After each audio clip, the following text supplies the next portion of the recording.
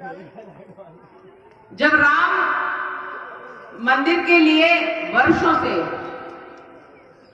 जो लोग प्रतीक्षा कर रहे थे, उनकी मनोकामनाएं तो पूर्ण माननीय नरेंद्र मोदी जी ने कर ही दी। नरेंद्र मोदी जी जैसे शासक न होते तो आज हम इस आनंद के भागी भी ना होते। इसलिए ऐसे राम भक्त, ऐसे राष्ट्र भक्त, हे मेरे प्रभु राम जी के मंदिर में, बड़ा मंदिर में, मैं यही प्रार्थना करती हूं कि सदैव राष्ट्र भक्त और राम भक्त मोदी जी जैसे लोग सदैव शासन करें और हम लोग निर्विघ्न रूप से अपने मार्ग पर, सदमार्ग पर चलते रहें। सदैव हमारी पूजा पाठ, हमारे देवों की आराधना, हमारे मंदिर निष्कंटक हो जाएं। बहुत जोर जोर से आवाजें आती हैं सुबह 5 कुछ मिनट से, और वो आवाजें लगातार चलती रहती हैं।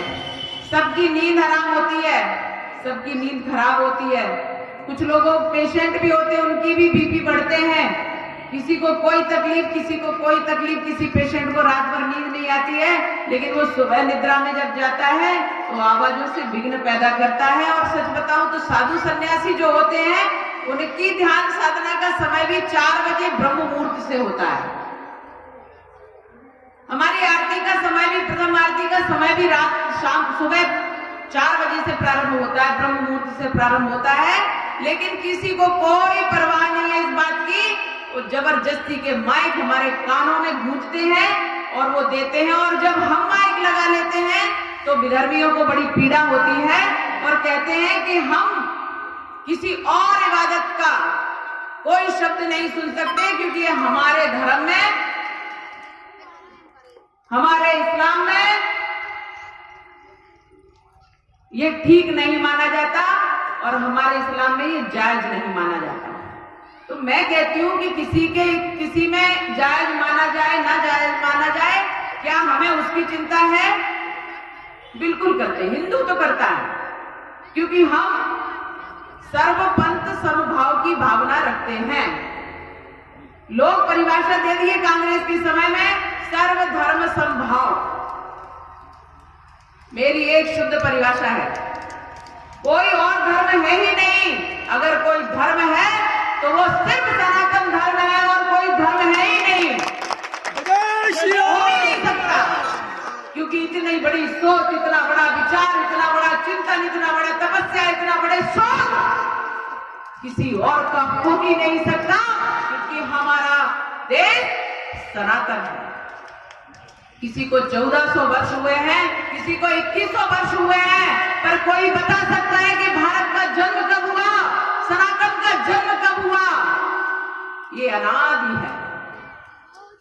इतना बृहद, इतना विस्तृत और इतना प्राचीन और इतना नवनिर्मित, सदैव अभ्युदय का उद्गामी होता है। ये भारत है, ये सनातन देश है। इस देश को ना किसी ने जन्माया है और ना कभी मरेगा। पर ये निश्चित ध्यान रखिए इस बात का कि जितने देशों के जन्म हुए हैं, जितने देशों का डेट ऑफ बर्थ है, उनकी डेट ऑफ डेथ निश्चित है। जितने देश जन्मे हैं, उतने देश का मरण निश्चित है। क्योंकि ये मैं नहीं कह रही हूं, ये तो शाश्वत सत्य है। जिसका जन्म हुआ है उसकी मृत्यु निश्चित है। और इसलिए मैं कोई भी बात ऐसी नहीं कहूंगी जो शास्त्रोक्त नहीं है। मेरे राम जी, जिनकी कृपा से हमने मर्यादा सीखी, जिनके नाम मात्र से मर्यादा हमारे भजनों में भी आ जाती है। कृष्ण का गीत गाते हैं तो छलिया भी कह देते हैं, कृष्ण का गीत आते तो बेईमान भी कह देते हैं, कृष्ण का गीत आता है तो चोर भी कह देते हैं, माखन चोर भी कह देते हैं। लेकिन राम का गीत आता है तो मर्यादा से कुछ उनको और कहा ही नहीं जा सकता। इसलिए मर्यादा पुरुषोत्तम प्रभु राम श्री, उनकी हम सब संतानें हैं। और जिनकी हम संतानें हैं, उनको कांग्रेस ने फूट फूट कर, रो रो कर नकारने का प्रयास हैं चिल्ला चिल्ला कर 20-20, 25-25 वकीलों को कोर्ट में खड़ा करके, और राम का कोई अस्तित्व नहीं है, ये बात उन्होंने स्थापित करने का दुष्कृत्य किया है।